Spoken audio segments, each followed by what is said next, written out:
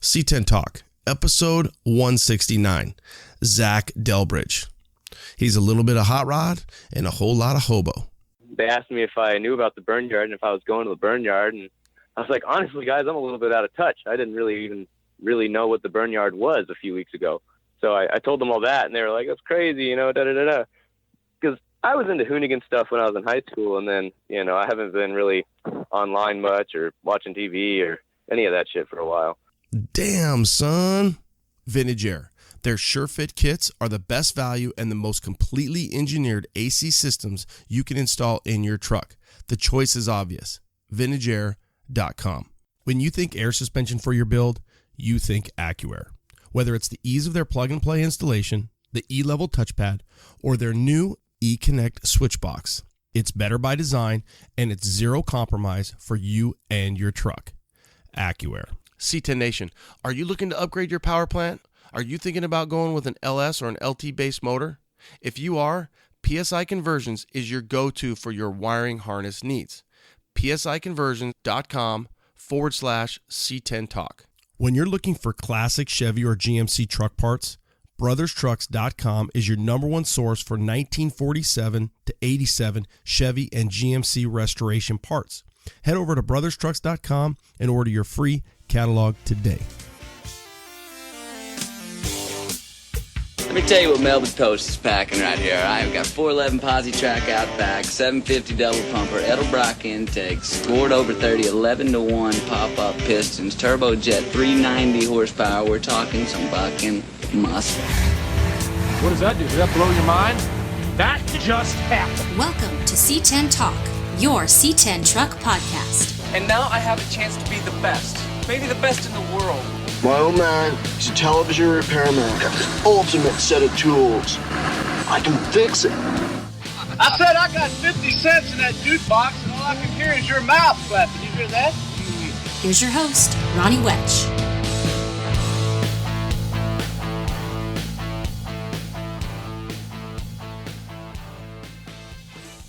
What up, C10 Nation? Hopefully you're enjoying a little spring break out there, and you're either at home and having good weather, or you're traveling. Usually my family and I, we usually take off and get some skiing in up at the in-laws, but not this year. We're hanging tight, and that's actually been kind of a good thing. We're getting kind of caught up on some stuff. So hopefully you guys are having a great spring break and enjoying the weather wherever you're at. Episode 169 is going to be with a guy named Zaak Delbridge. Zaak, we're kind of dubbing this one Hoonigans and Hobos. A guy by the name of Zaak Delbridge. He has a 1962 C10 and had a lot of fun a couple weeks back over with the Hoonigan boys. So I thought I'd reach out to him and bring that one to you. Should be a good time. I did drop episode, just kind of Paul Hitch and I, our last interview that I recorded with him, our last discussion really, where we would just get together and kind of catch up. Mr. Paul Hitch was on episode 126 and I think 137. 103 years old, made it to 103 last Monday, and passed away on Saturday, March 7th. So rest in peace, Mr. Hitch. For you, if you get a chance, the audience, you want to check that out. That was the last episode. I kind of just had that 20-minute recording and I put it out. Interviews from LST is out. That one was fun, kind of doing what we do, eastbound and down to the throwdown. And then Keith Seymour. Keith is a fun one because he worked at the factory, pretty much GM for 40 years. So we've got Keith, who worked for GM, and then Paul, who obviously worked for GM as well, and fortunate to get both of those interviews out there. So those interviews are doing really well. Thanks for checking them out and tuning in. For anybody new coming on over to C10 Talk, welcome to C10 Talk, where we talk all things C10 Chevy trucks and everything else going on in between. What else do we have new? So I do have next episode recorded. If you guys want to get a little jump on checking out who Mr. Ryan Brudd is, get on his Instagram, The Auto Archaeologist. The Auto Archaeologist. You will be entertained, but he will be the next guest, which I guess will be 170. So a few announcements. C10 Club events. So the guys over at Pro Performance have created another Instagram account.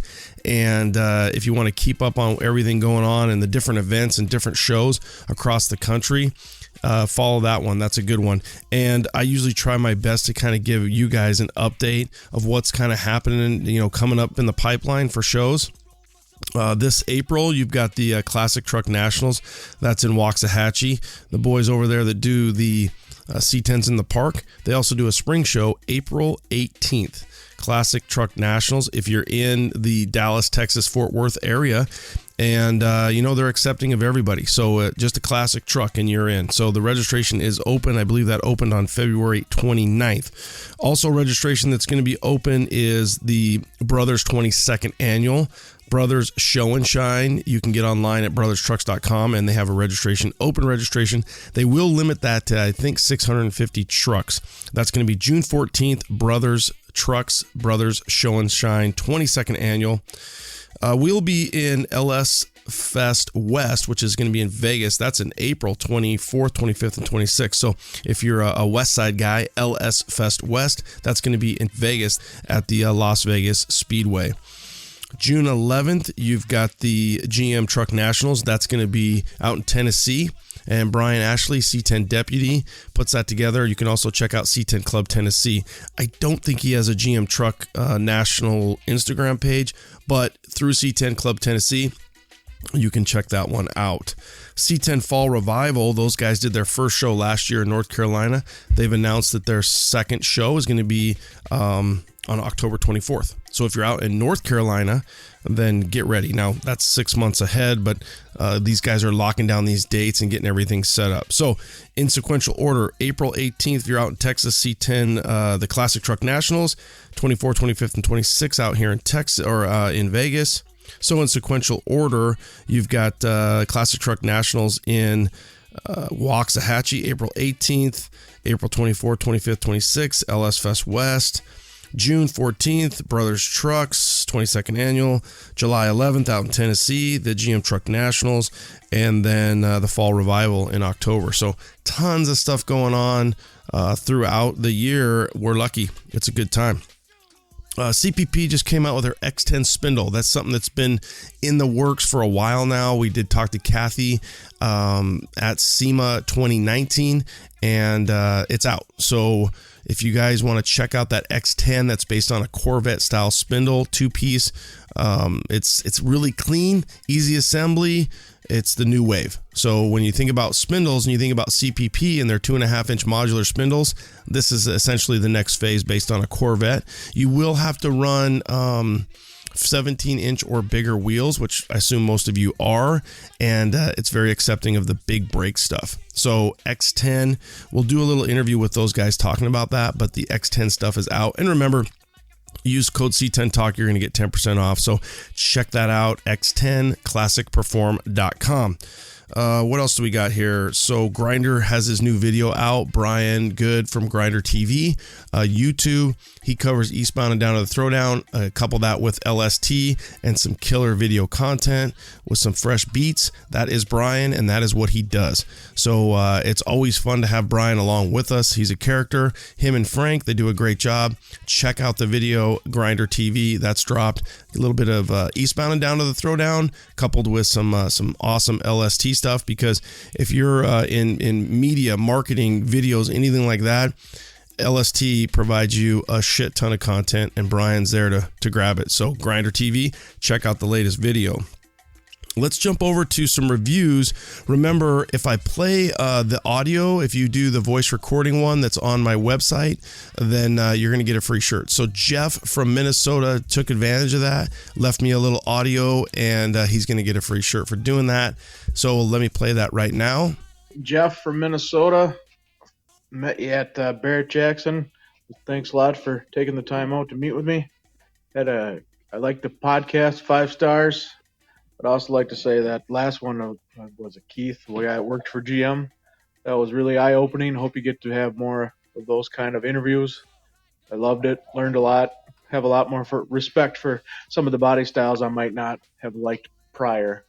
But keep up the great work. Thanks.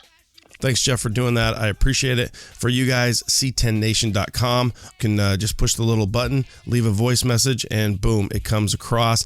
If I listen to it, play it, and put it on the show, you get a free t-shirt.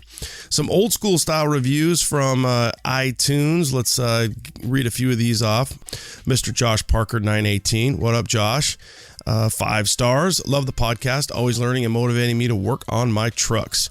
Trucks, he said, because he has more than one. Black Betty, and I hope I'm allowed to say this, but Darcy. So Mrs. Parker and Josh Parker, they were actually right by us in the GSI booth this last year for LST. So thank you, Josh, for doing that. 5 star, perfect. Thank you. Always informative and entertaining, 5 stars by 98L150. Love the podcast. The content and delivery is great and down to earth. Love listening to it when wrenching in the shop or driving around in the truck. Keep up the great work, and we will be seeing you at events throughout the year. Jeff Garrett, Relax Atmosphere, Texas. Jeff, thank you so much. 5 stars. Appreciate it, bro. 5 star, perfect. Thank you. Just an overall good show, 5 stars by Big Block Bourbon. I have been listening for a while. I think the overall quality of the audio and the content has really changed and grown for the better. Thank you. I like interviews with different product manufacturers on how they got started and what they offer specifically for the C10 Nation. Keep on rocking, man. Phil, 1972 Suburban, 454. Phil, thank you so much for doing that. 5 stars, a Big Block Bourbon. Appreciate it. 5 star, perfect. Thank you. Let's do one more. This one's by Little Joe 76. Awesome. 5 stars. Amazing podcast. Super enjoyable and entertaining. Bam. Perfect. 5 star. Perfect. Thank you. That's what we're talking about. Thank you guys for taking the time to do that. All right, guys, don't forget to get on over to C10Nation.com. We got those new shirts. I'd rather be driving my C10 or I'd rather be driving my square body. Grab your size while we have it. And we restocked on stickers, hats, and everything else for LST. We're back. Inventory is all up to speed and ready to rock. New website, new interface, and everything like that. So C10Nation.com. Tune in next week to hear from Ryan Brutt, the auto archaeologist. Zaak Delbridge, the Hot Rod Hobo, coming at you. Have a great week. Stay out of trouble. Do what you do. Late.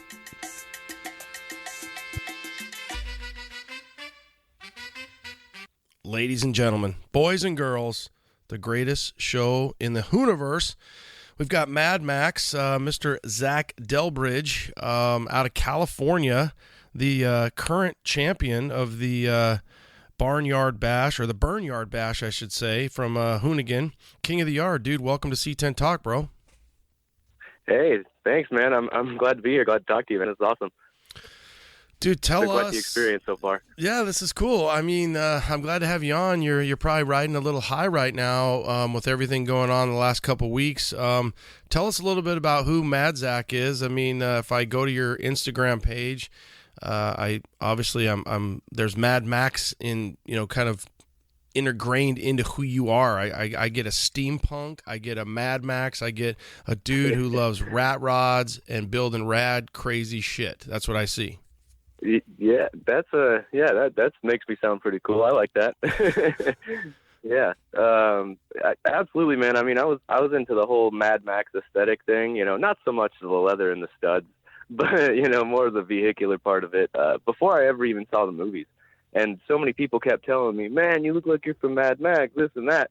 I finally got to watch them all when I broke my knee in a motorcycle accident, and I was like, "Oh, God, I am pretty Mad Max, I guess." So I ran with it. I started going to this thing called Wasteland Weekend, and really took off with that. That's basically Mad Max Burning Man out in the Mojave Desert for a week, and my truck was pretty popular out there. And yeah, I've just really been running with the Mad Max kind of aesthetic. I love that stuff. Always been into the like post-apocalyptic kind of vibes, and survival, and way too much horsepower for the given application. Well, I like that. That might be a good t-shirt for you. I think that it's cool that you just embrace who you are, and you're having such a good time being you, and being you is different, but you found others like you, and Mad Maxers and Wastelanders, and what's that, Waterworld esque, just people living off of cool shit and building even cooler stuff, and then just having a blast doing it. So I can't not seem to smile and enjoy when I see you doing what you're doing, because you're doing I can tell that you're passionate about it and you're loving it, but you're just like recycling cool stuff and making stuff cooler. So all in all, it's fun. It's fun to sit back and just kind of see what you're doing. I appreciate that, man. And yeah, it's really, I mean, for me at this point, it is really about enjoying it. I was really into making it, business and for profit when I was younger. And I was really serious and business minded about it all. And I was in a really bad car accident when I was 18. I was living on my own, doing pretty well, running a shop from my house, and got in a hit and run in a little Volkswagen, and that wrecked me up pretty bad, man. And I've been struggling with all that crap for about 6 years now, and I've just learned, it's been quite an experience. I've just learned to really you got to enjoy life. You don't know how long or what kind of ride you've got, so it's really just about enjoying it and rocking what you got. You know what I mean? And it's pretty much where I'm at right now. I'm just trying to have as much fun as I can, and help people along the way. Also have a good time, really. Well, it sounds, and I'm not, how in depth you want to get on your accident, but when you experience something like that, it seems to be kind of on the other end of my life, or my other job. My real job is as a paramedic for 22 years.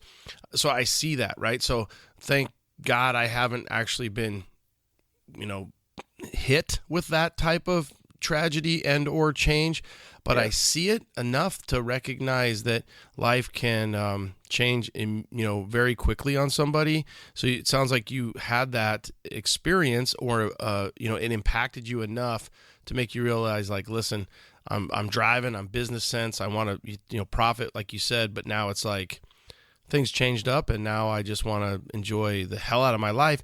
But how crazy is it's almost going to come full circle. So you're just loving what you're doing, and you're still able to probably turn that into something unique to your own, to your own liking. Yeah. 5-6 years ago when the accident happened and I was building a bunch of Volkswagens and stuff, I never thought, I would be primarily focusing on Chevys and hot rods and running this whole rat rod thing. I never really thought I'd be there. I've always loved rat rods, and the thing that originally got me into cars is I fell in love with a rat rod Volkswagen as a little kid at a car show. And I just, that always stuck in my brain forever. But, I never really thought that I would be right here at this point, 24, still in California. I've actually always wanted to move to Arizona, and I was about to, but then, all this Hoonigan stuff started taking off. So I was like, I'll stick around in California a little bit, have some more fun with this, see what it's all about.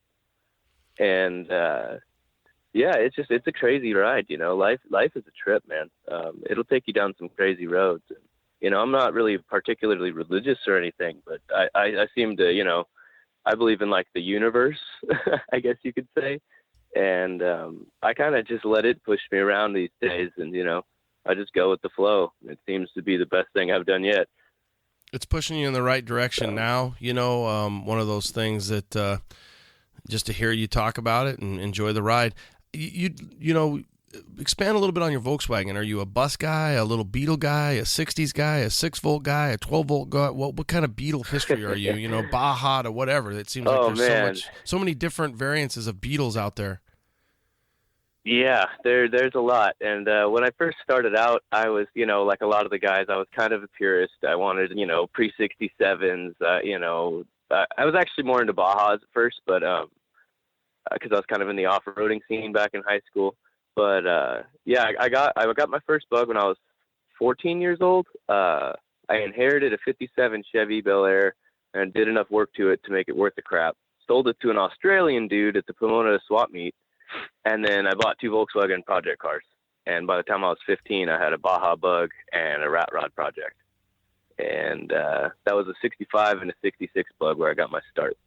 So was your dad into it with you, or somebody in it with you that kind of A, got you this 57, B, got you over to Pomona? How did explain the bug and how that got a hold of you? Because I mean, a 57 Chevy and these two bugs at the age of 15, 14, 15, 16, you're obviously, you're not playing Nintendo, or at that time, what is it, Sony or Xbox, whatever the hell it was. Yeah, it was 10 years ago. PlayStation 3 was cracking at that time, but I had one, but no, I didn't use it very much. Yeah, they're like Mad Zaak is outside freaking throwing apart, Volkswagens right now. Yeah, exactly. I inherited the 57 Chevy. My grandpa was just going to scrap it out, take it to the junkyard, and I just wouldn't have any of that. So he actually let us take it when I was about 9 years old because he was going to scrap it then, and my dad convinced him to let us keep it for me. My dad tried to work on it a little bit. He's a carpenter though, he tries, he means well, but, he really doesn't have much mechanical stuff to him. So he was more of just like a moral support, and we actually we didn't get along until recently. So it's kind of a weird subject there. It's not like too personal or anything. It's just a very long, weird story. So, getting back to like how I got into the Volkswagen scene, it was more of, I was just really persistent on getting into cars and building cars, and I really didn't give a crap about school. I never really did. I was in the gifted programs and all that crap, got good grades and all that, but school just was never my thing, man. I just wanted to build stuff. And, my dad finally started catching on to that, so he kind of just let me go free willy at that point, really.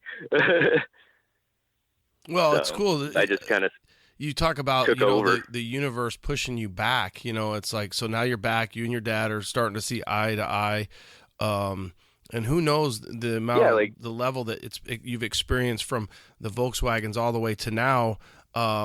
Were you just always a Volkswagen guy, or did you see yourself just kind of like, hey, I'm going to build whatever comes through. I like style. I like things that are different. And then eventually the C10s kind of found you.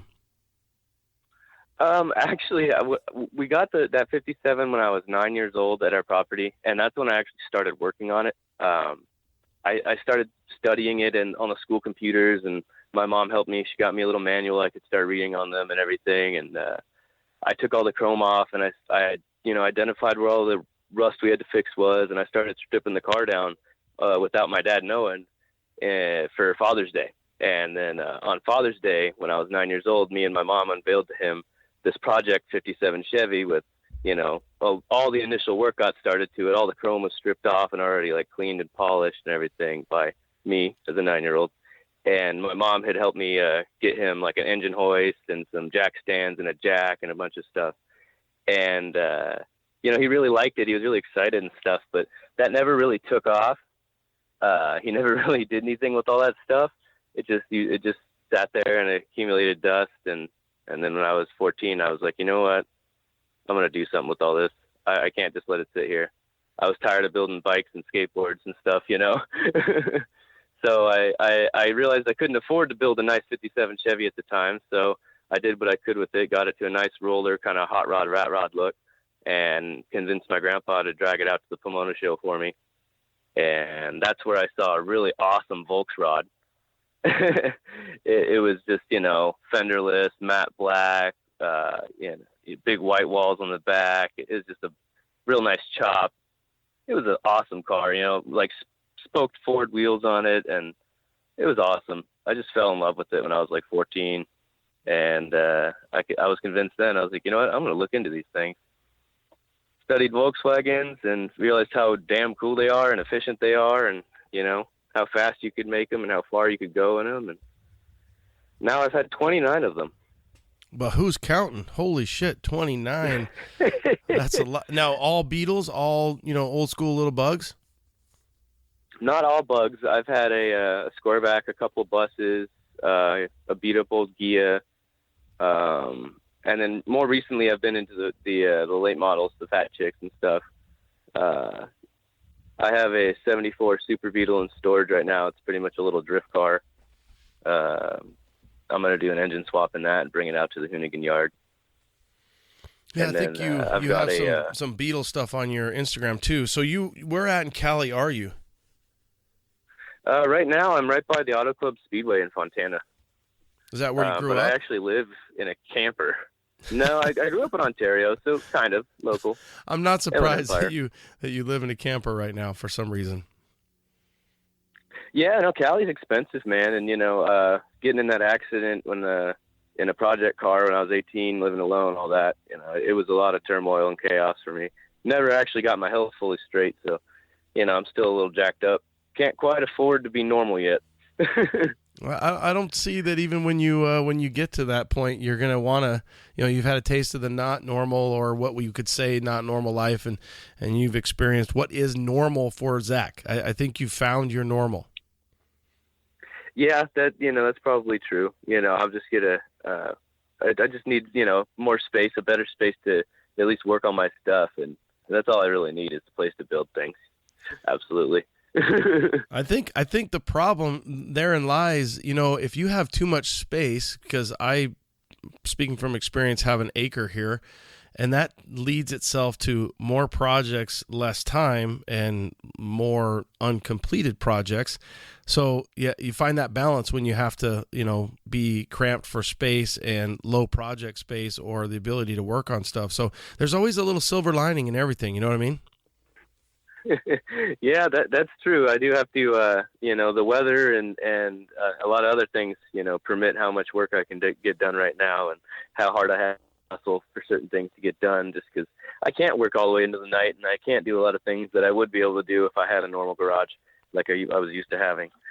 So do you have a real job, or do you just kind of hustle builds and hustle parts and hustle different things? How do you? Yeah, no, I just, I'm a handyman, and I'm a mobile mechanic, and then I do flips. I get impounded stuff and make sure it's not a piece of junk, and then I trick it out, get it registered straight, and sell it for profit.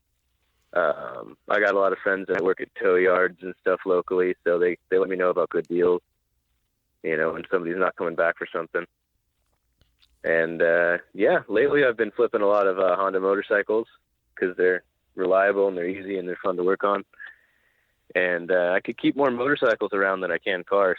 Yeah, good. Yeah, this all comes down to square footage. How'd you get into motorcycles then? If you went from the kind of the bugs to the motorcycles, what was that evolution? I just love going fast. But back in high school at one point, I traded. I got a Mexican Beetle, like a 2001 with a 2-liter motor and a bunch of stuff that I couldn't register because it was from Mexico, and I didn't feel like doing all kinds of in-stock swapping and stuff like that back then. And I ended up stripping it down and then trading the roller for a KX250 dirt bike. And I only rode that thing on the dirt probably twice, because my dumb ass was riding it around Ontario. And, that made me realize that I really wanted a motorcycle that I could ride on the streets. So I got a Gixxer off of my dad's roommate when they moved out. And when I was 17, I had a 1000cc Gixxer, a 2007. And, that definitely got me hooked on motorcycles. But, yeah, that sounds like trouble. Yeah, no, that was definitely trouble. I went way too fast, too many times, and thankfully I sold that thing before I died on it. Yeah, 100%, man. That sounds like a lot of trouble. And one thing to clarify, kind of go back, I think you said it was an 01. For the audience, he said he got a Mexican Beetle. Well, that doesn't mean that it served tacos out of the back and had cool interior. It means that Volkswagen made those Beetles, I think up to like 05 or something. You're probably going to be able to clarify 03. that. 03? Yeah, so the old school Beetle that you saw running around, everywhere in the 70s, 80s, and I guess the 90s. I mean, my buddy in high school had one. He had like probably like an, I don't know, I'm going to say like an 78, because I know that it didn't have the real stub nose front end. It kind of went up and down. It was a bigger front end. I've always thought that I liked the littler front end better, but nonetheless, they still made those Beetles. Probably a Super Beetle, yeah. Yeah, and they still made those things for, all the way up to, like Zaak said, up to 03. So you could get a Beetle. Now, I didn't know what's the restriction on why you can't have it in the States? Walk us through that a little bit. Because for the year they're manufactured, they don't pass any DOT specs. No safety standards at all. Yeah, they're still built to the 1950s through 70s DOT standards, which are almost nothing. And for the year they're manufactured, they can't pass any tests. That makes sense. So So a guy could switch it out to make it. You can grease sticker it. Yeah, make it look like a 77 or something like that. Yeah, you can. People do VIN swap them and stuff. You'll see the one way to definitely tell it's a Mexican Beetle is behind the quarter windows, like the backside windows. Rather than having just nothing or that black vent that they all have, it'll just have like a crescent moon shaped like divot in the body, just a little divot, and only the Mexican Beetles have that. It just sounds like one way to tell from looking at it. I love the way you're saying it. It literally sounds like instead of a Mexican beetle, and so it definitely sounds like it's its own little bug. So it essentially is, because it's got its own little shape and it's got its little baby moon. It's its own thing. Yeah, they're a mixture of a bunch of different year Volkswagen blueprints. It's a conglomeration. It's got a Super Beetle apron on the rear, Super Beetle deck lid, Super Beetle lights and fenders. But then it's got a ball joint front beam and late model disc brakes. And it's got a swing axle transmission in the rear that they stopped using in 68, like early 68. It's got all kinds of different parts all over. It's got a fuel injected 2-liter motor. You need a fob to operate the thing from the factory. It's a crazy thing. They've got all kinds of different stuff. The seat rails are from like a Super Beetle. The seats themselves look more like earlier 70s bug seats. All kinds of different weird, neat things about them. But they're really well made. I can say that. They're definitely a nice little car when you get one. I think we kind of converted from C10 talk to Beetle talk, dude. We might be onto something here. But so how did you get a hold of your 62? What's the story on that? And then let's break down your experience with that truck, because that thing is. I talk about Mad Zaak. That thing screams Mad Zaak. I mean, it's got a lot of character. Yeah, that thing was sitting up and feeling in my dad's friend's backyard for I don't know since '93, I think he said. I had noticed it a few times, and mentioned it, and he was like, "Oh no, I use it for moving stuff around my property, this or that." He always had an excuse, and it finally started running kind of crappy on him. And man, this thing was set up terrible. It was all like primered gray and black, and it had like pink bumpers and pink mirrors, and it was just terrible.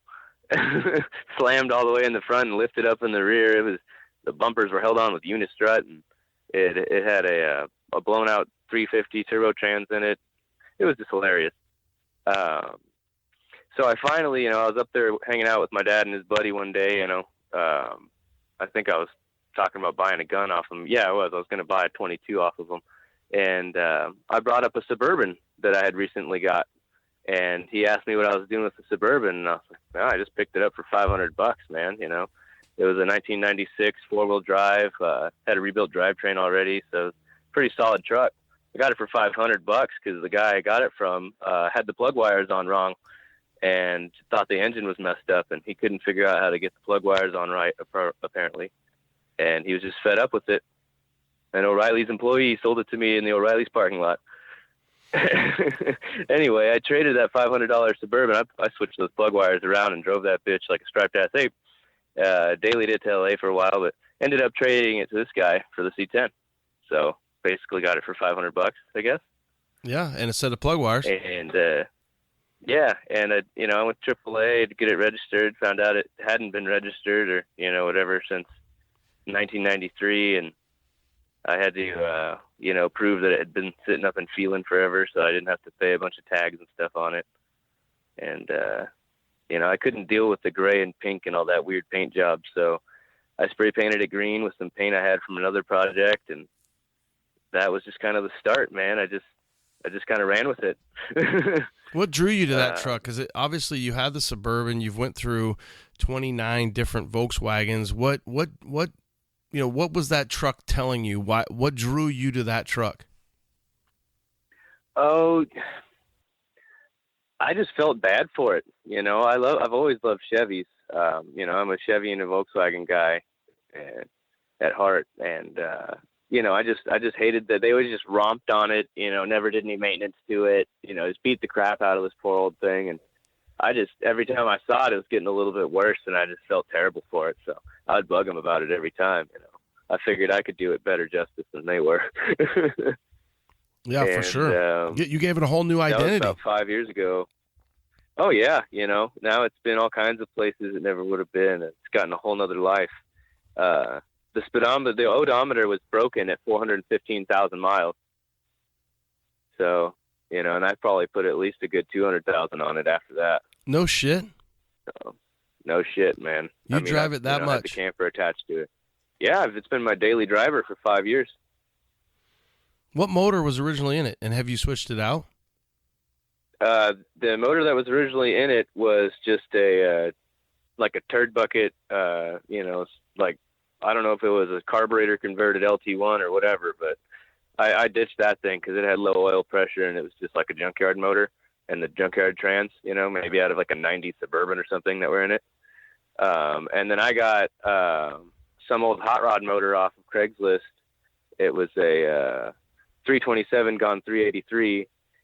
And then I got that, threw a cam in it, threw some different big old truck heads on it, some ratio rockers, and just, some modest bolt-ons, really nothing too crazy. Some hooker headers I got off OfferUp.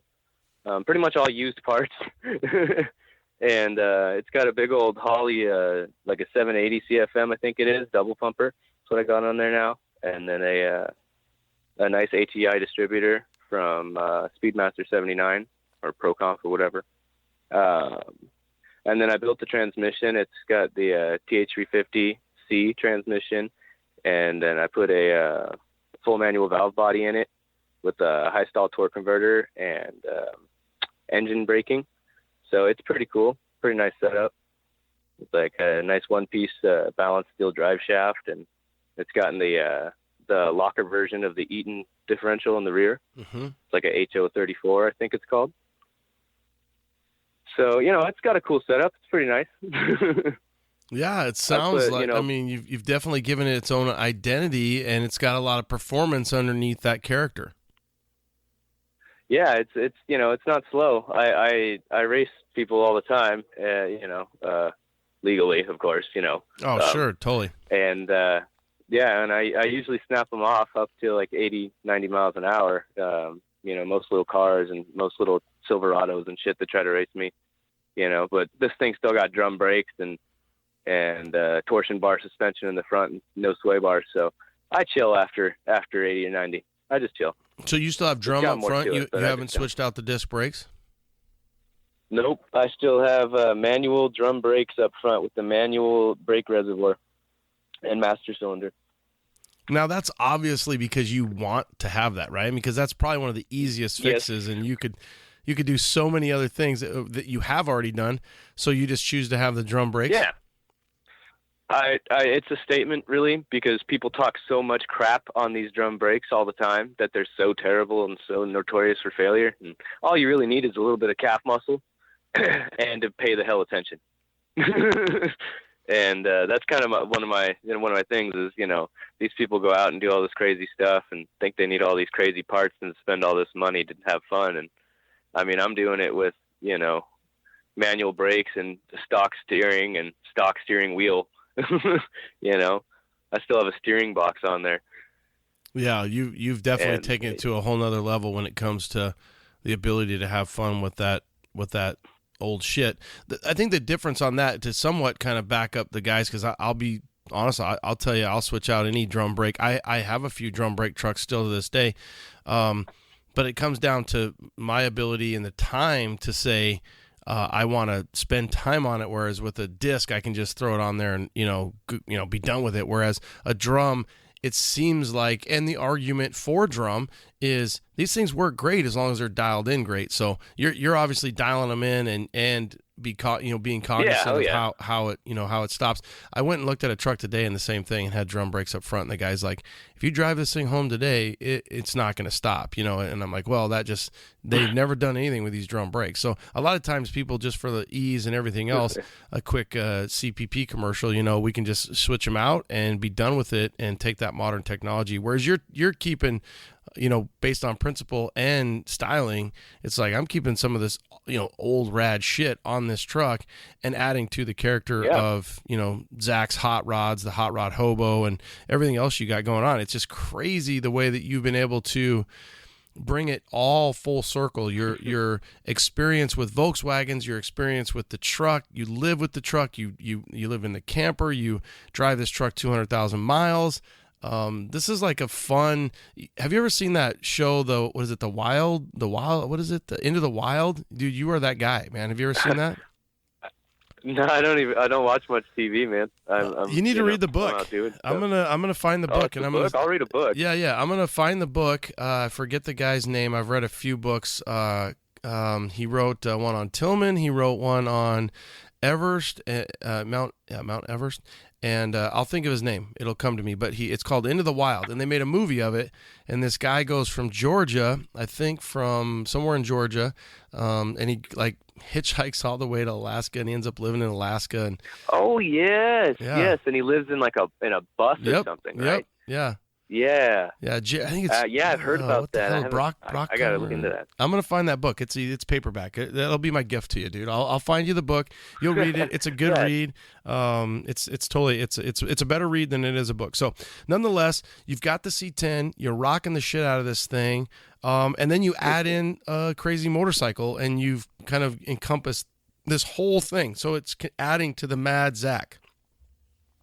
Yeah, I want to add that it wasn't a step side when I found, when I got the truck. It was the fleet side, and I found that step side back bed in Merino Valley. Some guy had picked it out of a field off of some old rotted away outrigger's truck. I think it was on a 1960, and it was dark blue when I got it, and my truck had already been half green. And I drove my truck out to Merino Valley about 40 minutes from where I was at, with no back bed or nothing, just tow lights strapped on the frame on the back, and we went and slapped this bed on there out on the spot, and drove it home with just ratchet straps holding the bed on, and I spray painted it black and green and shit in the rain just to give it extra patina, and now I have this beautiful creation that you see. Well, I had to put all new bedwood and everything. I restructured the back, and the back bed's pretty nice. I dig it, because what it did is it allows, for the audience, he's got like a fleet side bed with a camper. Okay, kind of gives it a little character. I'm sure there's a name, so we're gonna cut to the name here in a second for this thing. But then he adds a step side. Oh, and it's not just a regular step side; it's a long bed step side.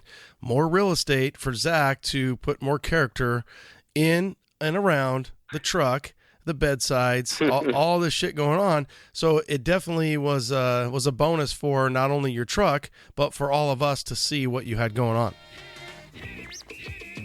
Hey guys, I've got Bobby from PSI Conversion on the phone, looking at LS LT based motor swaps. Bobby, why should we choose PSI Conversion? Ronnie, our harnesses are made right here at home in the U.S. Our product lineup includes the early 90s Gen 2 LT motors, Gen 3, Gen 4 LS Vortec motors, and Gen 5 LT and LT4 packages. We have transmissions ranging from automatic 4, 6, 8 speeds, and soon to be released our new 10-speed, in addition to all the manual options out there. Wow, you guys cover everything. How do you deal with the intimidation factor when a customer is doing their first LS or LT swap? Great question, Ronnie. But the thing is, there's nothing that we haven't seen here in the LS and LT world. If you grab almost any motor out of a junkyard, you want to Frankenstein to build together, or even supercharge it. Leave it to our sales team to help guide you along the way to the products that you need for your restoration. We have over 10 years of experience in the market, a tech department that is available to help troubleshoot and diagnose any issues or questions that you have along the way while installing your PSI products. Couple that with a staff that is going to be standing by our product with pride, made right here in the U.S. to a GM quality standard. Our team is happy to get you wired up and fired up. And don't forget, guys, use code C10TALK and you'll save 5% off your order. PSIconversion.com. PSIconversion.com. You want to save 5%? Use code C10TALK at checkout. Thanks, Bobby. So you bought a C10, and it either had AC at one time or it wasn't even an option. Well, Vintage Air has the solution for you. Their SureFit kits are designed to place the evaporator and hoses behind the dash for a factory clean look. In most cases, the SureFit systems will be controlled by your stock dash controls using their exclusive cable converters. In some applications, a new factory look control panel is included with the kit. The SureFit systems provide full OEM-style operations, including air conditioning, floor or vent heating, and a powerful defroster. To retain a true factory look, the AC air exits through the factory dash louvers, if originally equipped in your truck. The Gen 4 kit provides infinite, just right temperature, air blending, and blower fan speed adjustments. The Vintage Air SureFit kits are the best value and the most completely engineered air conditioning system you can install in your C10. Add the fact that Vintage Air has been the most respected name in performance aftermarket climate control systems for 40 years. 40 years? Damn, son. The choice is obvious. VintageAir.com. So it definitely was a bonus for not only your truck, but for all of us to see what you had going on. Yeah, I appreciate that. But yeah, you're right. You're absolutely right. It just, the more truck is just like a bigger canvas, you know, more little space for small details and fun little stuff for people to notice when they're looking at it, nitpicking it at shows. And, you know, I take it to, festivals and camping and a lot of different places where there's a lot of tourists and people from other countries. And it's been to Vegas once, and people really just take a lot of pictures, and it's funny to see all the different details that different people notice, you know, and point out to each other. And it's really cool. I like that stuff. And it's the same thing with my motorcycle. You know, I put a lot of thought into just the little things and the subtle parts. And, you know, I try to make sure everything I have runs absolutely bitchin', but also you have something to look at, you know? Again, another thing is you have a shell camper, right? So do you have a name for the truck so I can give it a little bit more of an identity? I've been calling it Reptar. Reptar. The big green monster. Okay, Reptar. So he's got 1962, the Reptar, and it had a fleet side bed with a shell, just a little shell for the audience that follows Yellowstone Light. Then he gets a big camper, a.k.a. Big Yellowstone. Mm-hmm. He takes the fleet side bed, he makes a trailer out of it, and he's got the big camper on a bed that he pulls with Reptar. So, and I've even seen a picture where you have Reptar or you have the big camper on the step side. I don't know how that works, but it's obviously got to be it worked bitching. It's got to be I had to trim the bathroom a little bit. You had to trim the bathroom? I had to trim but it turns out it was just a secret compartment for drugs. So even better. Backstory on the camper. Yeah, I've been living the camper life for 4 years now, and I started off in a little slide-in, like you mentioned. But when I got this bigger one, it's a 1971 Starflight. It was made in Azusa, California, which is not too far from where I grew up. But it's got a few Mexican registration stickers on the back window. And the story I got from the guy I got the camper from was that nobody ever stayed in it, nobody ever camped in it, nobody ever lived in it at all. And the truck I pulled it off of only had 26,000 miles on it, original, 1971 Ford. He said that all it was used for was to run drugs from 1971 to 1975. That's all they used it for. They packed it full of whatever and took it back and forth from California to Mexico. And it sat in Mexico for 20 years, and then somebody brought it back and sold it at the Pomona swap meet. And the guy only bought it because he wanted the truck that it was on, and I found it on Craigslist. Did it look that nice inside? Did it look like it had never been used or lived in? Yeah, absolutely, man. The only thing was the humidity had gotten to the wallpaper that's on the ceiling a little bit, so it has some wrinkles here and there. But and I had to fix a little bit of water damage where water got in at a running light in the front corner. But ultimately, everything was brand new. The stove, the propane tank from 1971 was still absolutely full. The toilet was never used. I mean, everything was brand new in the papers and stuff, and in the wrappers. The seat cushions still had covers on them. I mean, everything was still brand new. There was the travel-size soaps and toothbrushes and toothpaste from 1972 still in like the cabinet in the bathroom that the camper would have come with from the factory. Wow, that's crazy. And Yeah, the thing hadn't even been fully wired from the factory yet. It hadn't been pigtailed in to run off the truck. So I had to run all the wiring individually and figure out what it was. And since this thing was coach built, it had like purple going into yellow, going into red, all these weird things going on. So I finally figured out all the wiring, got that thing figured out so everything works. And in the process, when I was testing out the fan, the exhaust fan above the oven, I thought the fan was broken. So I started taking it apart. Turns out there was a giant wad of cash in there. And it was about the same amount I paid for the camp. I think I might have lost you. Did I lose you? What the hell? I lost him. Did I lose you? Zach, you back? Hey, man. You back? Yeah, what happened there? Did I lose you? I lost you. Yeah, I don't know, man. I feel like I'm good here on this end, but yeah, let's. So yeah. You found a wad of cash, and life was good. Oh yeah, that's where you lost me. Yeah, All you right. might have just kept going. I was like, shit, I lost him, but I kind of wondered. I didn't want to interrupt, but I wondered what else you might. You said the cushions. I'm like, I wonder if you went through all the cushions and found anything else. You might have found some coca, some weed. You might have found a little bit. You're gonna get stopped at one of these border stops, and the dogs are gonna lose their fucking mind. Yeah, I actually that's why I mentioned the that's what the bathroom. That's why it sparked all this. When I had to trim the bathroom compartment, I realized I was like, wait a minute, the part I have to trim off to fit in the step side, I can't even see or get to from inside the camper. I was like, what the hell is this? This is a void. This is just a space. And I was like, I started telling people, I was like, hey, there's just a big old space in my camper. Dude, verify with me here. There's like 37 inches of just compartment space that I can't get to from any direction. And they're like, whoa, maybe there's a tank in there, maybe this, maybe that.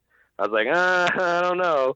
I ended up cutting it open, and there was a slide. There's access from underneath because the camper sticks just ever so slightly off the tail of the truck. Mm-hmm. And there was a compartment there's a door you can slide open and reach up in there, and you could put your whole ass arm up inside this compartment and stack stuff in there, and so I cut it open, and then I realized it had the access door on the bottom, and at the very back of it, there was a wood screw sticking through, and a bag. You could tell a bag had been snagged on it back in the day, and there was a bunch of crystallized, yellow-looking, hardened powder on the floor of the compartment, and a ripped bag stuck to that screw. And I was like, holy crap. The old drugs. Yeah, that takes on a whole new name for this experiment you got going on. The drug runner. Who knows? We got endless amount of ideas are flowing through my brain. For the audience, if you've never had a camper, I've had a few, and then obviously Yellowstone, and just actual real campers too. But most of those campers are narrow between the fender wells, so they'll work for a step-side truck. But if you have a fleet side truck, you have the real estate in front of the wheel wells in the bed, and behind the wheel wells in the bed. So most campers will have 2, 3, if not 4 doors that you can open up and access that real estate. So for me, that was oil, tools, whatever. If you're camping, it might be a lantern, it might be whatever food you want to put in that area that could kind of get exposed to the elements a little bit, depending. A lot of times they'll have a little foam pad that will be on the underside railing, if you will, and it'll kind of touch the top bed rail. So it'll kind of seal that up and make it ride real nice. But you have the potential for that real estate. Now, that's a little different than what Zach's dealing with, the Mr. Drug Runner here. But yeah, that's the DEA and the Raptor hanging out. I can't imagine if you ever do get a dog, if something, because I could see that crosses my mind, and obviously could cross your mind, is if you go through one of these border stops coming from Arizona or wherever you're traveling with this thing, and somebody's smelling it. First of all, it's going to bring a lot of attention no matter what, the setup that you have. Yeah. So they're already going to be like, this is kind of chingity shady here, and you're like, yeah, what's up, guys? And then some dog freaking loses his mind. Yeah, I have been worried about that. So the areas that I know were used for drug storage, I've completely stripped down and painted over and everything. And I found in the bed compartment, well, the bed area, like what would be the bedroom of the camper, you know, the overhead. There's it's a king size mattress up there, by the way. It's huge. It's absolutely huge. You're living large, bro. You're like living large. Yeah, it's some kind of space age foam that is actually really freaking comfortable. So then the mattress is brand new, wrapped in plastic. So I just unwrapped it and cleaned it, had it dry cleaned, and that was that. You think that was original mattress? It is, yeah. The print on the mattress matches the underside of the cushions for the couch. So that's like a 46-year-old camper. Yeah. No, it's 71, so... Yeah, it's 47, 48. I mean, I was born in 73, so I'm 46. So depending, I mean, 48 years old. And how many years have you had the camper? I've had it for going on 4 years. Yeah. Wow. That's cool, man. Now, but under the pillow thing, I found a gun compartment. That's it. Now, was that they added that? They kind of cut that in? Yeah, somebody added that, but it was very obvious as to what it was. The studs were removed. It had a plywood base, and it was insulated. It had a piano hinge on it, and all you have to do is flip up the pillow area, and you could open this thing, and it was very clear what was stored in there by the size of it and the nature of it. But there was no gun in there. Like a pistol size area? Oh no, like a rifle. Definitely a rifle. Oh shit. Oh my God, and this thing is good. I don't know that that camper could have went to any better of a person ever. Thanks, man. I appreciate that. Secret compartments I a lot of character adding to it. Now, do you park the camper and live it in somewhere at a shop or at a little RV hookup? Where do you live? I bounce around from place to place. If I'm doing a big job for somebody that's got land, they'll usually let me stay over there for a minute. I'll do a bunch of work for them and for a discount or for rent or whatever. A lot of times I offer my handyman services to people in trade, for a month's rent or whatever. I have stuff stored at different friends' houses, different shops, and I just cycle through projects. So I'll pull some, I never let anything sit at one place too long. I don't want to be a burden on anybody. And I want to make sure everybody gets paid. Do you prefer right now I'm in Fontana, but okay. I've been in Riverside, Breche Canyon, San Bernardino, Rialto, LA, Long Beach, Huntington Beach, the mountains, like all different mountains. I've been in the high desert. I've been up north. I've been all over the place the last few years. Do you like the construction part, or do you find yourself doing mechanical work or whatever you can get week to week? Oh, no. I absolutely love, working on buildings as much as I love working on cars. You just can't go fast in a building. So, but I do enjoy the work just as much. I work on primarily, pre-1970s buildings, historical, 100-year-old houses, things like that. I do reparative work and like preservatory work. I arrested decay so I could preserve things for museums and like state parks and stuff. I just recently did a light restoration on a 101-year-old house in downtown Riverside, and the house had a sealed-in bunker and all kinds of secret air vents and secret compartments and all kinds of crazy stuff, man. I found like all kinds of crazy stuff at this house, and the people were just going to throw it all away. And I find some crazy stuff doing what I do, man. How do people find you? Is it just word of mouth and referrals? Yeah, word of mouth, and then occasionally I pass out a business card. My business cards don't say anything like along my rat rods or anything. It just says Zaak of all trades, and a general handyman, fabricator, landscaper, carpenter. Whatever. Usually solo? You kind of just do your own thing, or do you have a crew that if you get a bigger job? I'm solo. I pretty much do everything by myself. If I need some heavy lifting done or something that my body won't allow me to do because of my accident, I do have a couple friends I could rely on. My buddy Anthony, a.k.a. Chapman, and then my buddy Matthew. He tows a lot of stuff for me. Cool. Nice work, Chapman. Nice work, Matthew. Yeah, let's they hooked me up. let's get caught up on the king of the yard. How the hell did you get involved with Hoonigan? And essentially, in the last couple of weeks, you're a little. I mean, once you win the king of the yard, or you win the burn yard bash, and you become the king of the yard, you become a little bit of an overnight celebrity. Yeah, a little bit. It's pretty trippy to me, and it's funny to see. People aren't kidding when they say, with popularity comes just as many haters. Like it's real. It's pretty hilarious. Ooh, I like that. Walk hating. us through that. One of your posts, you had that Heath Ledger one where it's you're like pretty much saying, my biggest supporters don't know me, but my biggest haters do, or something. And I love that kind of stuff. Exactly. Yeah. Yeah. Isn't that funny how that works? Yeah. Yeah. It's a trip, man. And it's funny though, because there's a whole lot of people. Well, I shouldn't say a whole lot, but there's a specific group of people going out of their way to try to talk crap on me and put me down and say that that I didn't deserve to win. I didn't win and all that stuff. And it's really just funny to me because I was there to have fun. I was invited by the Hoonigans. They told me if I could make it out to make it out. They didn't expect me to do what I did. They were expecting maybe just a burnout in the bike, in the back of the truck. They didn't know that I was going to hoon my truck. They thought I was just going to pull it out there and do the burnout on the bike in the back of the truck.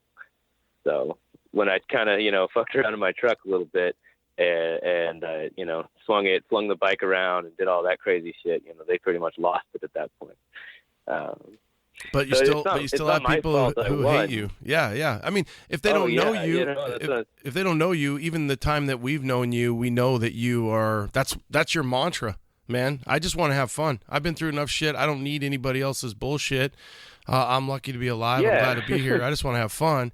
Yet we still find people that love to kind of dig. So walk us through how you got invited, and then what you decided to do, and how it all turned out.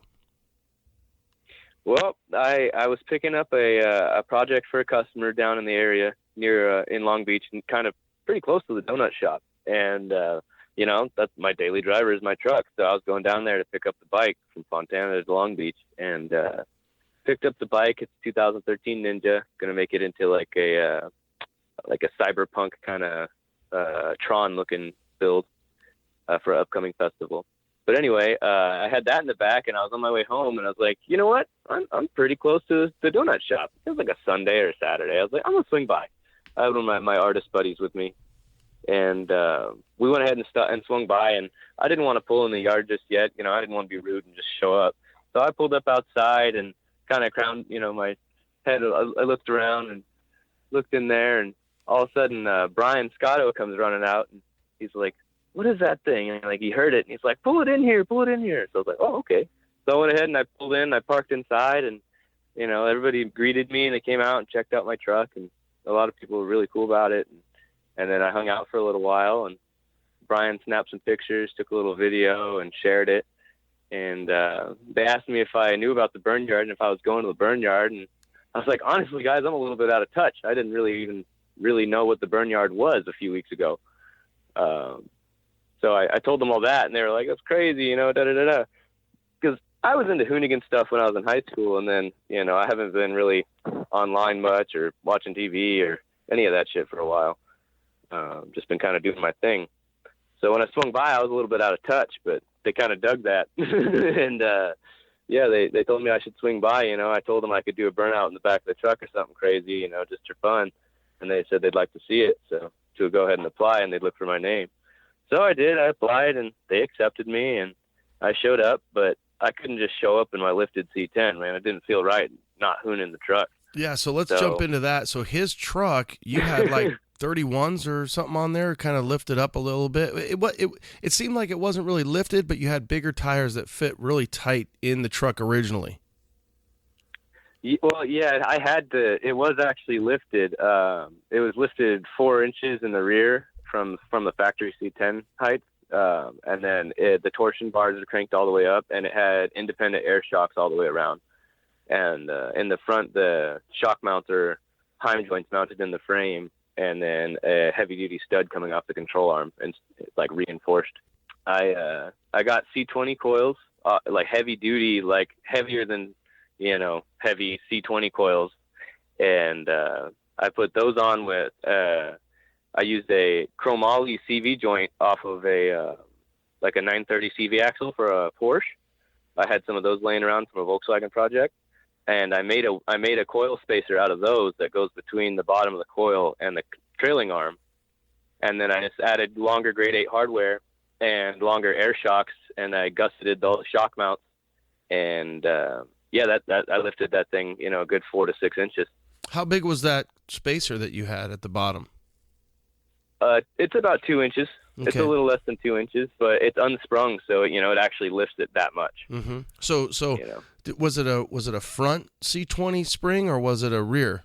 Being because a front is really rear. Okay. So a rear C20, and then you had your spacer 2 inches, and you had 4 inches of lift, and then you just torsioned the shit out of the front. Yeah, and the front wasn't actually lifted all the way. These things are incredibly adjustable. But yeah, the front wasn't even jacked up all the way. It still rode really nice. So I had it to where it still had about 3 inches to go up on the torsions themselves. And then I would, depending on my driving conditions and the load that I had, I would put different air pressure in the air shocks to level it out and lift it or lower it more. Do you have onboard? Really well. Do you have onboard air, or you just say, "Hey, here's how high I want it. I'm gonna, air chuck it somewhere"? I have an onboard inverter that I plug a small ammo can air compressor into. Cool. And I could air out or air up, I could see you having some old York crazy. AC compressor running off a belt, your main belt, you plug in the freaking York. Actually, I could totally see you having something like that. I could see it, man. I've almost picked up a air brake compressor a few times for exactly that. Yeah, I could see you. I wanted to get having something like that. A clutch-operated compressor. So what made you decide to change? Because you knew you were going to want to do some burnouts and be a little lower and not, get that thing sideways, or what was your thoughts? And give us an idea how far ahead of time. So this is a month ago, and then you had 2 weeks to get the truck ready, and then boom, next thing you know, you're in the Burn Yard Bash? Yeah, it wasn't even a month ago yet, I don't think. It was I think still 3 weekends ago, if you count the burn. Yeah. Okay. So it's coming up on a month ago. Wow. But about 2 weeks before the bash, I had stopped by and they told me about it and told me I should come by and all that. And I was like, okay. And then I got home and I got to thinking, like, okay, what can I do to actually do something in the C10 where I'm not just like running shit over and, going against the wall for a burnout. Because I could have smoked my 31s down to nothing too, but they're expensive and they're Kevlar. Like, why? Why would I do that? Hey, don't start bringing rationale into this thing, Zach. You're going to really throw me and my audience off. Do not start bringing rationale into this shit. No, I mean, like, nobody needs to see me just go up against the wall. I mean, that's what I mean. Like, who wants to see that? That's not as impressive. Like, if I'm going to burn them off, I wanted, like, violent explosions, not just melty shit. Which ironically you somewhat did with your bike. So kind of funny that you almost had two. They got double double the mint, double the pleasure out of you because you had the truck and the bike. And so walk us through there. I'll let you say it. Yeah, I picked up. I ended up finding 7 Hoosier slicks, all race car like test day takeoffs. They were in really good shape. All of them still had the the casting little hairs on them, and all the tread wear marks were good and everything. They'd just done a couple like checks for alignments during like light burnouts, and so I picked up 7 takeoffs for $160, and they were 27 by 11 inch Hoosiers. And I went ahead and I was like, well, these will fit pretty nice. And I went and had those slapped on, and I made a little meme out of it that went way better than I thought it was going to go. Got a bunch of likes on a dumb little meme I made putting the tires on, and then brought it home. And I was like, okay, what can I do to get this thing down on the ground and functional? And I was like, well, it has torsion bars, so just some different shocks and some good adjustments and an alignment will do the front okay. And a sway bar I didn't get to install. And then the rear, I was like, okay, what can I do to reverse all the work I've done? And so I went to CPP and I picked up their 4-inch drop heavy duty springs, and I installed those, but I kept my CV joint lift kit on there to compensate for having the weight of the bike and all the body roll from hooning and stuff. And that's pretty much all I did, man, is I just dropped the truck down with some coils in the rear and some different shocks and a lot of adjustments and patience. And then, I shimmed the rear end so it pretty much doesn't have any clearance at all. It's like, the rear end's real hoppy now, but it's still a lot of fucking fun. So. Yeah, it's tight. Now, did you have to switch out the wheels? Because if you're running 2711s, are you running that on an 8 or a 9? What wheel are you running? And did you have the wheels? Is that the same wheels? Yeah, they're the same exact rims that I had the off-road tires on. They're 15 by 12. Oh, so yeah, they are wide. Bitchin'. Worked out perfect then. Yeah, and the offset was already perfect, so they tucked in the back fender well perfectly. I have about 3/4 of an inch between the sidewall of the tire and the inner fender well, and then the same thing on the outside, so it can articulate without rubbing anywhere. So you got a set of Hoosiers nice on this thing. You got 3 extras. Why not? You're going to be able to freaking just tear the shit. So you already kind of had a game plan going, and it worked out for Hoonigan. It worked out for Mad Zaak, and you had a good time that day. Yeah, absolutely, man. That was a blast. I just was like, I didn't get to test drive it at all before the Burn Yard Bash, man. I did this lowering. I put the slicks on it. I did a once over alignment on it, and which is way harder to do on the street with slicks than it is with tires that have tread on them. I'm surprised you even did an alignment. Good for you. Yeah. Oh yeah. I could not do an alignment. I have a steering box. I would just wash all over the place. So I dialed it in the best I could out here in the Fontana street. And my test drive was pulling it off the trailer and going into the burn yard. That was my test drive. And I had done a little bit of mechanical work. I'd cleaned out the carburetor and just done a light rebuild, cleaned out the metering blocks and stuff, and put a new fuel filter on it. And I had to put a new alternator bracket on it because the one I had was cracking. And I did a coolant flush, and because I run distilled water and water wetter with just a little bit of coolant, antifreeze. And this thing runs really bitchin'. It stays nice and cool. I don't have a fan shroud. I have a solid flex fan on there, and I have the original radiator. And this thing runs like 210 degrees all day.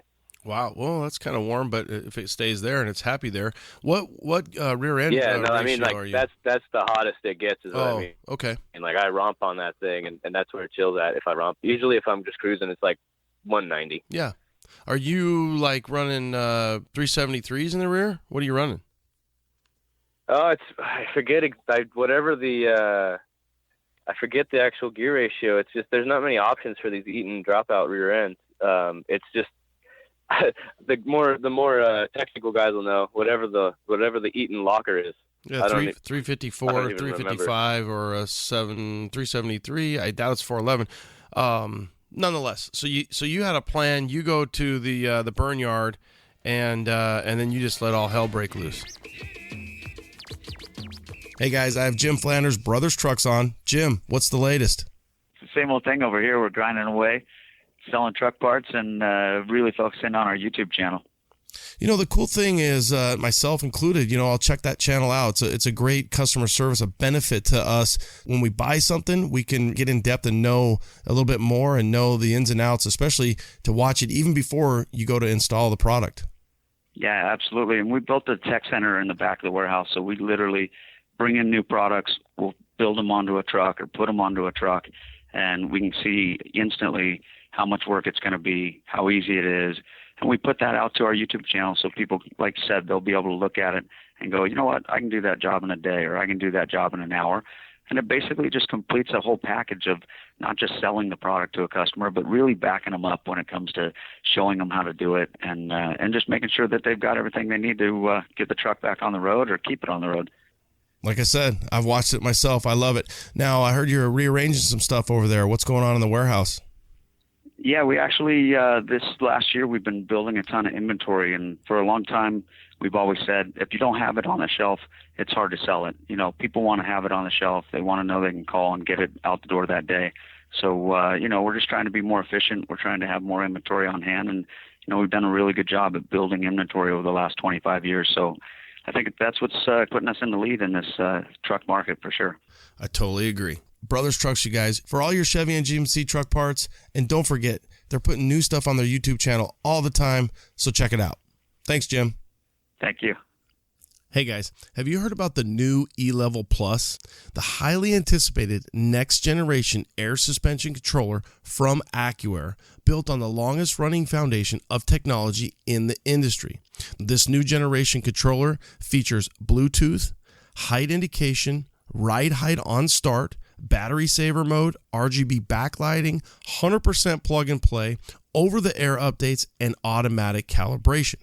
Whether you choose to start simple with the upgradable E Plus Connect wireless switch box or opt to start with the best by adding height sensors and the next level touchpad, you will be guaranteed to find the features and value that meet your needs. As always, you can count on the most accurate air suspension controller in the world from AccuAir, and you'll drive comfortably and consistently knowing that the core of every E-Level Plus system has been proven on more than 40,000 vehicles over the last 10 years.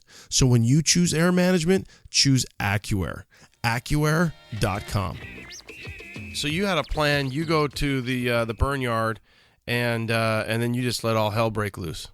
Yeah, I pretty much just wanted to have some fun and send it for the guys, give them a cool show to watch. I really didn't think that I was going to win it. I went to go have fun. I had very little into it, and I figured at the least a little bit of publicity was cool for me, and get some people that are into the same stuff as me, to hit me up and maybe get a little work or some collaborations or something. And I ended up winning the thing somehow, so. Well, take us through what happened in the back of the truck. That's a whole nother entity. Well, yeah, I mean, it's my bike's it's a 2007 Honda Shadow. I found that thing on OfferUp. The guy was asking like $1,500 for it. It was all stripped down and wasn't running or nothing. It was pretty much just a stock bike with like a couple little bobber parts on it. And I just randomly on a whim asked the guy if he would trade a Volkswagen motor for it, because I didn't have $1,500, but I wanted that bike, and I had a couple of bug motors laying around. And he said he didn't need a motor, but he actually had a Volkswagen that he needed work done on. And it was just the most random thing ever, and ended up working out where I rebuilt the transmission for his 1970 Fastback in trade for the bike. And I built a Pro Street Freeway Flyer for him and traded him for the Honda Shadow. And this thing only had like 4,500 miles on it when I got everything working and fired up. And I just kind of ran with it. I just, first I just kind of went military bobber, and then I slowly made it more ratty and more old school and more weathered and patinaed. And I focused a lot on the performance, and I had the heads worked over, and just, there's like only a little bit of shit you can buy online. So I put in some better valve springs, a gnarlier clutch, more powerful coils, and rebuilt the carburetor with bigger jets, and put a velocity stack and put custom exhaust pipe on it, and really just dialed it in the best I could. And the thing has been a beast, man. It's a 750 and it kicks ass.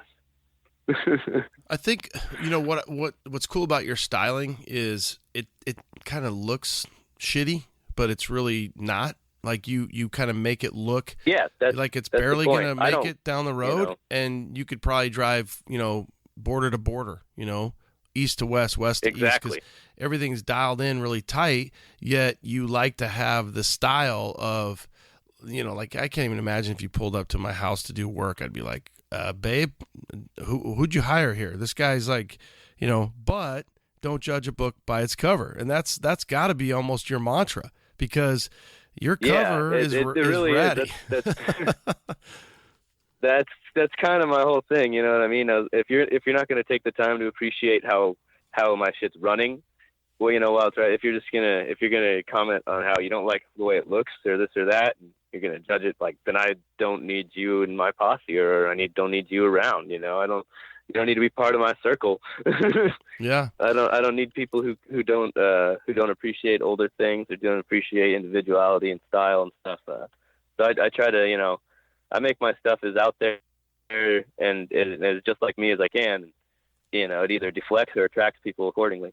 It's funny too, because horrible analogy, but we always, the owner looks like the dog, or, the owner looks like the pet. Well, you are definitely one with what you are building. And that's cool because, again, going back to some of the haters and the hater made, and, I run off haters. I love that you necessarily don't, because if you run off haters, then you're kind of giving the haters more credit than they probably deserve.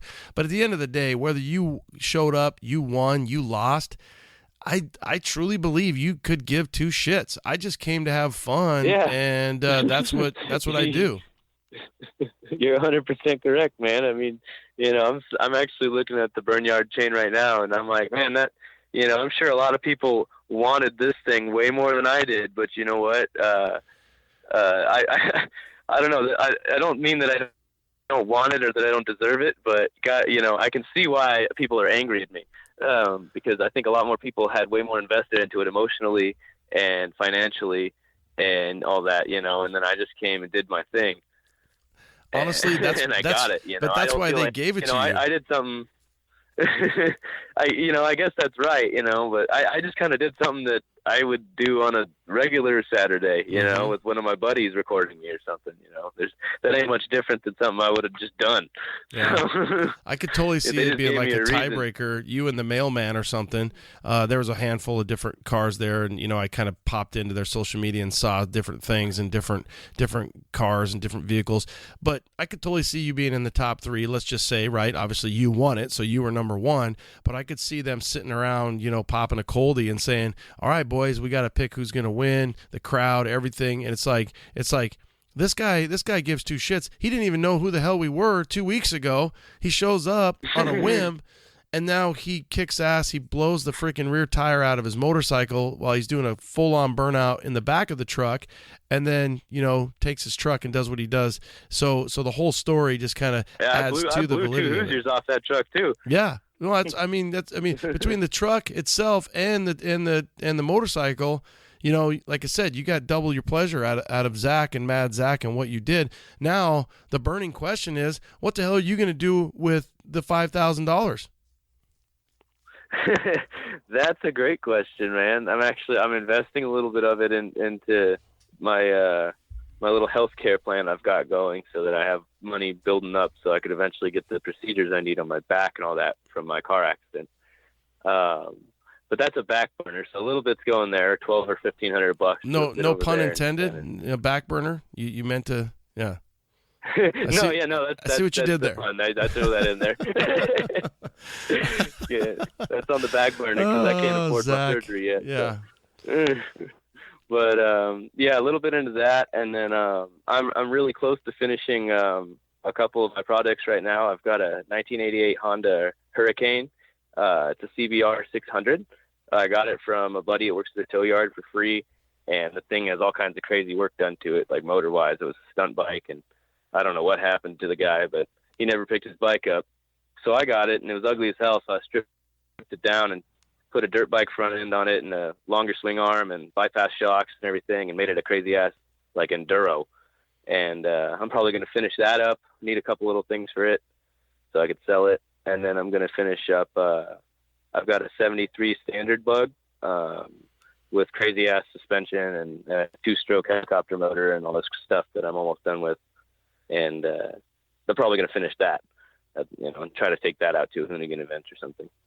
If I gave you $20,000 and you didn't need the money for health reasons, what would you build? Well, if you could build one thing, or let's just keep it to one thing, because God knows you'd probably take that $20,000 and buy 10 things, and buy them all cheap and make money. But if I could say, here's some money, you can build what you want to build. Do you have something that you've always been on your radar, on your target, and say, you know what, I really have always kind of wanted to. Okay, I'll let you have two. There's 2 things. It would be a toss-up between the 2, and it's kind of obvious when you think about it. One would be, well, it's not that obvious, but they're both mid-engine.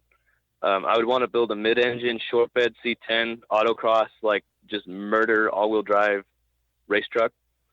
Like 1,000 horsepower, just ridiculousness.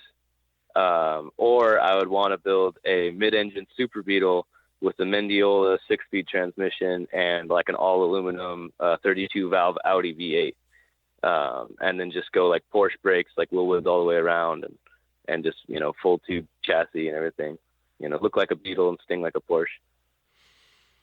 I think you win either way. You know, I think you could build them both, and then you could tow the mid-engine Beetle with the truck. It's funny how the Beetle's in the truck, because whether or not you've been compared to the farm truck, you know, and Asian, and you know, yeah, I get that a lot. Yeah, you've got the poor man version of that going, and you're still just having fun, just like those guys. I mean, I don't know them. I've kind of met them, you know, in a flash at SEMA, but they, like you, don't seem to really care about the celeb part of what they've done, the fame. They really just, that's who they are.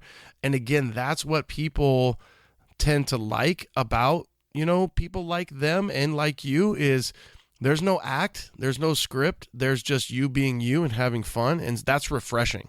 Yeah. And, you know, I've worked at West Coast Customs, and I've worked at Westside Hot Rods and some other places with TV show crap, and I was casted to be on Gas Monkey at one point. And that's a whole nother chapter. When did this all happen? We just been talking for over an hour, and you never said any of that. So you worked on West Coast for a while. What did you do there? And then what do you mean you were casted to work on Gas Monkey? Holy shit! Let's just drop a bomb on the show. Well, I guess, you know, it's been a minute. I forget that I did all that stuff. When I was like 18, or no, that was after my accident. I was barely starting to get a little bit better from my car accident. I was like 19 something, and I went out to LA to look for work, and showed up at Westside Hot Rods, and I talked to the guy that owned it, John, and the guy worked there, Casey, and some other people, and hit it off pretty well. And they wanted to see what I could do, so I did some work on like a 49 Chevy and some other stuff they had around, and I impressed them enough, so they hired me on the spot. And then, so I drove from Ontario to LA for like a year working there. And through working there, I met the owner of West Coast Customs, because my buddy Casey does some work for him from time to time. And he wanted to see what I could do, and asked me if I wanted to go over to the shop after hours and knock some stuff out for him one night. And I told him, absolutely, you know, sure. So I did, and I showed up at West Coast Customs, and they treated me really well, and he was really cool. And I was like 19, and you know, he hooked me up good to work on some cars, and I guess I impressed him because they offered me a job. And I worked there for 6 months or so, but my health was just declining too fast from working too many hours and all the traffic I was driving in and all that. And I wasn't quite better from my car wreck yet, so I had to bow out from that scene for a minute, and just kind of work from home again and focus on my health for a minute. And then I saw that Aaron was leaving Gas Monkey, and that some people from LA and Hollywood that knew me had sent me this link, like, hey, you should apply for this. You should totally check this out. You know, I think you're a good fit, da-da-da. So I did. I emailed them. I applied. I sent my little, you know, resume of cell phone pictures and crap that I had, because I'm terrible at documenting my builds. And they replied. They were interested. Discovery was hitting me up, and I ended up Skyping with the people from Gas Monkey, and they ended up picking me, and it went almost all the way through, but I ended up being too young, and I don't know how it slipped through the cracks or whatever, but due to a bunch of legal reasons and different stuff, I ended up not being able to actually be hired and move there because of my age at the time. They needed me to be at least 25, and I'm still not 25. Oh, yeah, because I'm thinking that's probably been about 2 years ago, and so you're 24 now? Yeah, I'm 24. I turned 24 in December. Well, I'll tell you what, brother, that was a blessing in disguise too, because I don't think that show's going on anymore from what I hear. I don't think that's pressing news or breaking news. I think that's out there. But nonetheless, it worked out. You're in Cali. Yeah, you know, all that stuff happened, and you know, none of it really worked out, but none of it went poorly, you know, so it was just kind of my health and the universe steering me in different directions. But I got to go through all that and experience it at a really early age and realize I don't want to be in that Hollywood bullshit scene of having to do the same job 6 times just so they get the right camera angle, and having to have a script and talk to people exactly one way, a certain way. And it's just not my shtick. You know what I mean? That's just not who I am. So, you know, if I'm going to be on a TV show or do something, it's got to be pretty raw. You know, I don't play those dumb games. It's not worth it to me. What's your 5-year plan? What would you want to do, or where do you see yourself in 5 years? Hope 5 years from now. Shit, I'll be 30 years old 5 years from now. Oh, you'll be so old, man. I don't even know how you'll do it. You'll be an ancient guy. Hey, there's a minute there where I didn't think I was going to make it that far, man. My health has gotten pretty gnarly for a little while there. So, yeah, 5 years from now, shit, man, I'd hope to, own a bitchin' house in Arizona, have my own, privately ran, at least a few bays, like a rat rod shop, hopefully minorly successful. Why Arizona? You've had so much success out there, and I feel like you are kind of a resurgence to the old school Cali way of the 50s, and you are living that every day. Do you feel like, I'm right here in Arizona, so I'm all ears. Do you feel like A, because of affordability, or B, because of the scene? What's your thoughts on that transition?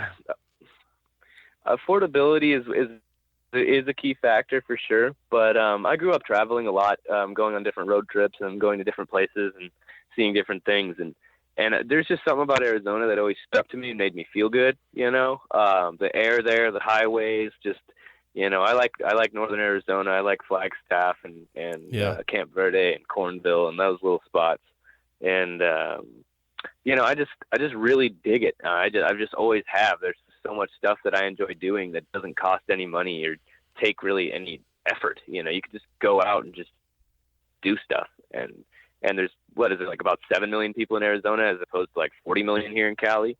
I like being alone a lot and going out in nature and doing stuff, camping, hiking, fishing, off-roading. And, I like open stretches of highway, and I absolutely despise traffic.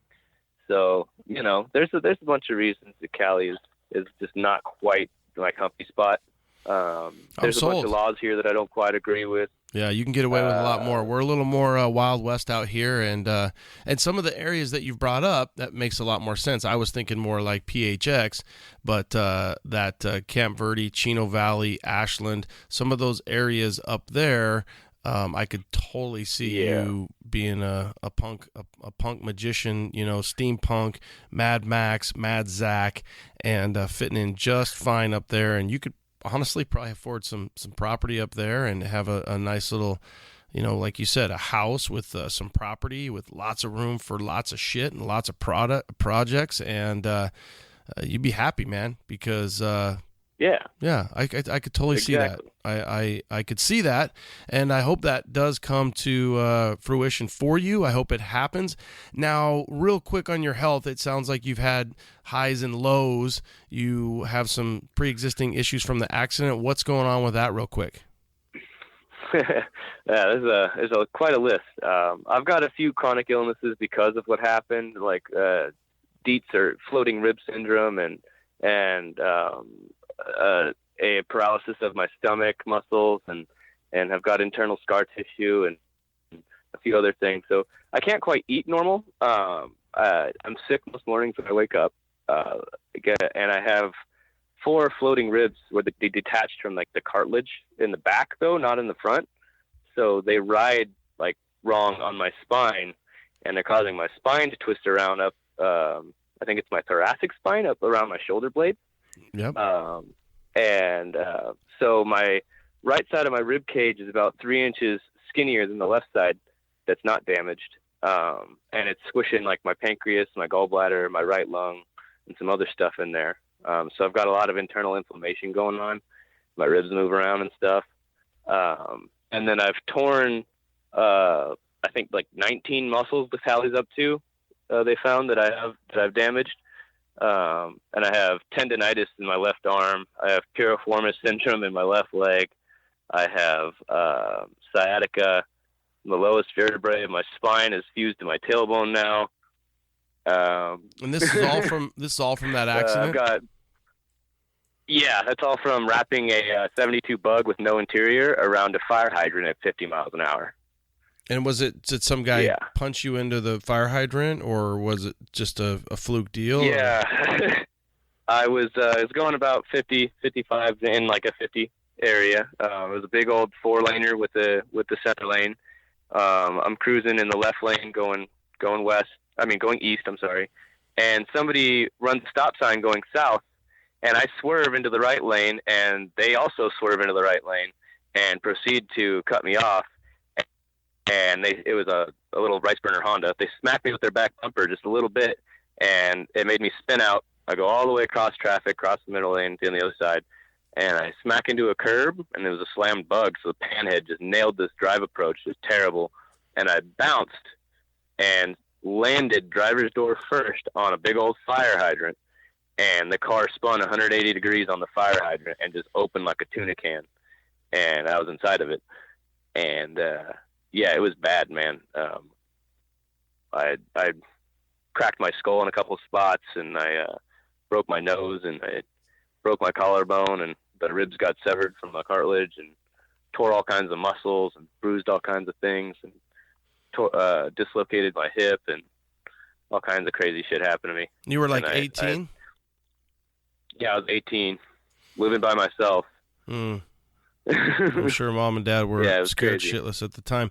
So what do you have to do to get better? I mean, obviously, safe to say you're probably never going to be 100% because you've got so much internal trauma, and you're not a guy who wants to sit still, and that's not fun. Yeah, that's been part of the problem, is that's been a struggle for me, is, battling with, the depression and all that comes along with chronic illnesses, and not being able to be, do your full potential type of thing.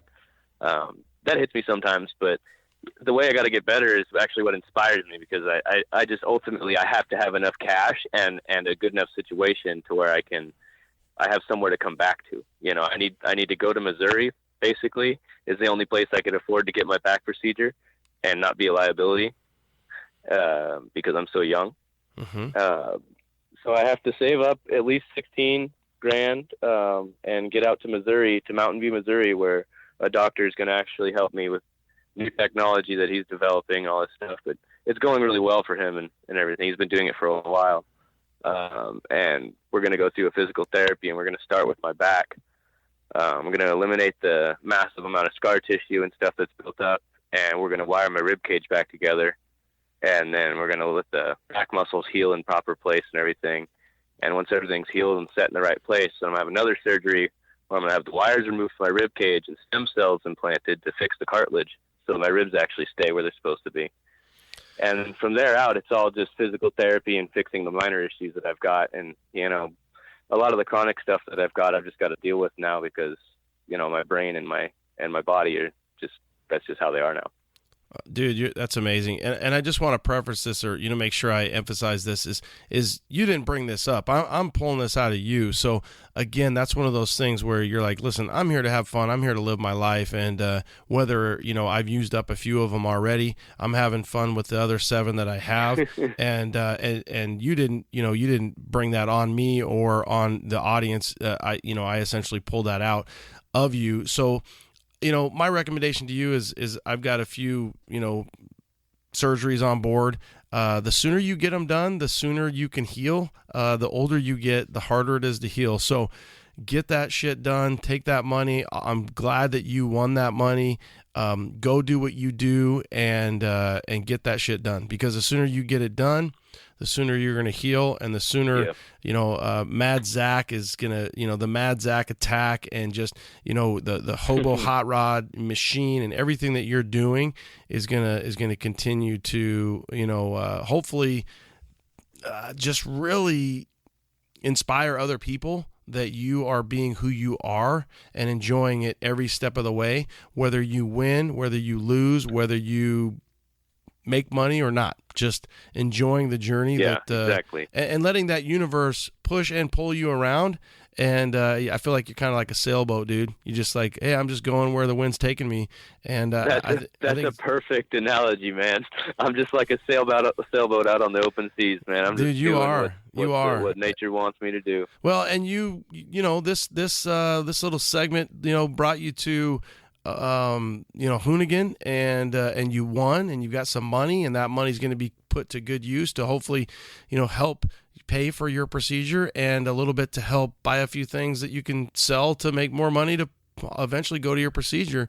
And maybe even somebody will listen to this and they can point you in the right direction to say, hey, I know the guy in Missouri, he does this, or whatever it might be, because the universe is just this floating machine. And hopefully we get some attention with this and keep grinding. So good for you, dude. I mean, that's absolutely, nothing but good for me, getting the word out there and everything. I'm not one to really share it much, but, I'm not afraid to tell people if they ask, like, yeah, I'm all fucked up. Thanks for asking. That was before the accident too. It was just part of it. It's just part of who you are. You're kind of a wild man. Yeah. Well, hell, man, just last July, I got in a motorcycle accident because one of those big old Asian tour buses with no back windows just cut me off getting off the freeway and made me slide into the back of a Dodge Charger at about 55 and freaking destroyed my knee and my collarbone again. So I'm just recouping from that too. My knee's all wonky now.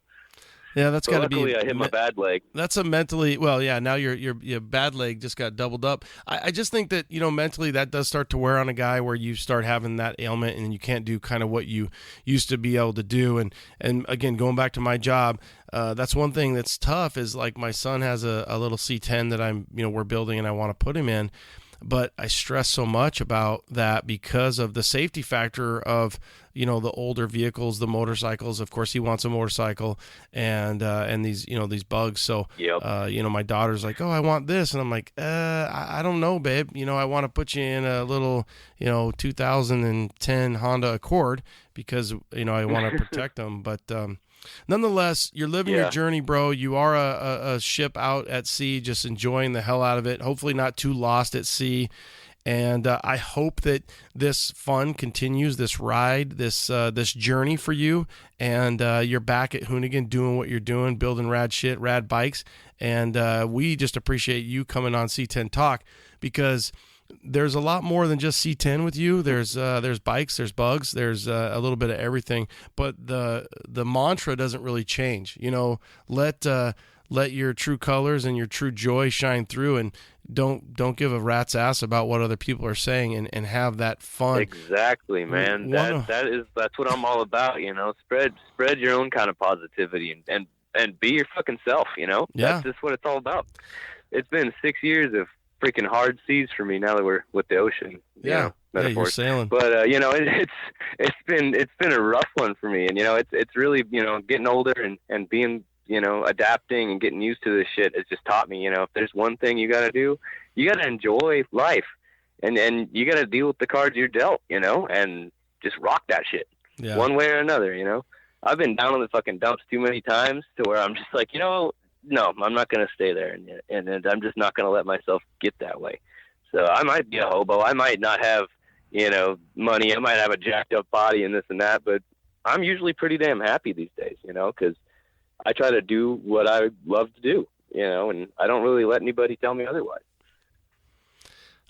Yeah, I think it's funny. I think it's in an awesome way. You know what I mean? Because you don't need it. You don't have to have $1 million to have fun. Just enjoy your life. And my audience has heard it many times. I'm gonna give you a little quote in this book because I'm gonna send you the book. And the quote, the bottom line is the man in the arena, and that's by Teddy Roosevelt. I'll send you the long quote so I'll put it in the book and send that out to you so you can read the whole thing and embrace it. But the bottom line is you're in your own arena, and the people are up in the grandstands. Yeah. Hopefully they're cheering you on. Some might be booing, but again, remember, you're the one who has the ball sack. You're the one who has the ability to get down in that arena and enjoy life from the arena, because life in the arena is always better than it is in the grandstands. Hell yeah, brother. Yeah, I appreciate you telling me this too, and I'm looking forward to getting that book. Yeah, you're gonna dig that. You're gonna dig it. Okay, I'm gonna take you out. I have a book collection and all that, so I'm gonna dig it. Where do you keep a book collection? You don't have any real estate for a book collection in the camper? Yeah, I've built some shelving up around my big old bed area, so I've got probably about 40 or 50 books right now, and I cycle through them because my girlfriend works at a thrift store. Of course she does. Of course she does. Oh my God, that's awesome, dude. That's awesome. Another guy, and I know you don't really watch. It seems that you don't watch a lot of TV, but have you heard of the show called Free Solo? Have you heard of that guy? No, I haven't. What does he do? Oh my God. Okay, I'm gonna take you out on that.